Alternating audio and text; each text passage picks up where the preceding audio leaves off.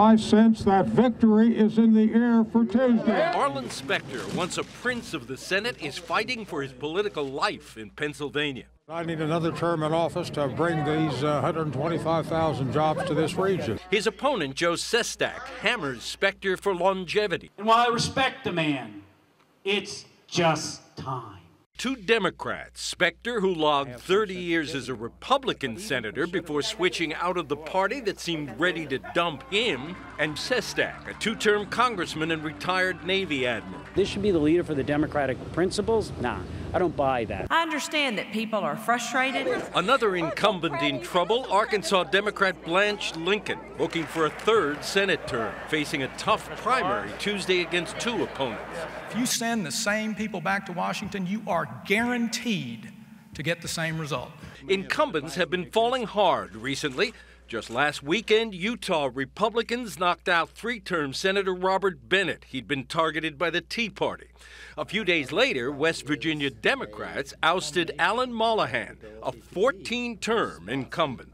The chance to mint a new congressman comes up Tuesday in southwestern Pennsylvania, a special election to replace veteran Democrat John Murtha, who died. The Republican Party has spent about $1 million on behalf of Tim Burns. A referendum on the Obama-Pelosi agenda. Democrats have matched that spending and today imported former President Bill Clinton to boost Democrat Mark Kritz. All the polling ahead of Tuesday's races reveals an angry electorate. Hardly surprising in a midterm election year, but for the depth of voter frustration. They seem eager to turn out anyone whose address is the nation's capital. Tony Guida, CBS News, New York. For more on this Tuesday's primary contests and what they mean, we are joined by our chief political correspondent, Jeff Greenfield, who is in Philadelphia tonight. Jeff, first up, why the backlash against incumbents this year? Because things appear to be in a very bad mess. People's retirements seem to be disappearing. Millions of jobs have been lost. So the idea that I've been there a long time and I can help you is met by, well, what have you done for me lately? You've been there that long. Look at the situation we're in. Maybe it's time that experience be replaced by fresh ideas. Let's go back to the Specter race for a minute. He survived so many things in his life, personal and professional. Can he survive politically this time?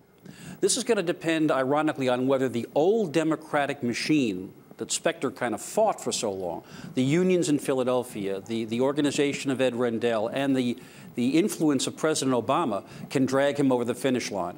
It's a closed primary, so independents who like Specter cannot vote in the primary, and that's going to be the test, I think, on Tuesday. You touched on this a moment ago, but experience used to be a selling point.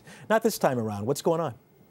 Well, as I say, I think that there's so much anger at the situation that the country's in now compared to, say, where it was 10 years ago when the question was, what are we going to do with that big surplus, that people have felt that the people who've held power have let them down. And that's why, uniquely, the anger isn't aimed at Republicans or Democrats, but people in general. We've rarely, if ever, seen that before in American politics. We may be seeing that this year, and particularly in November, Russ. It seems to be an equal opportunity anger, from what I hear you saying.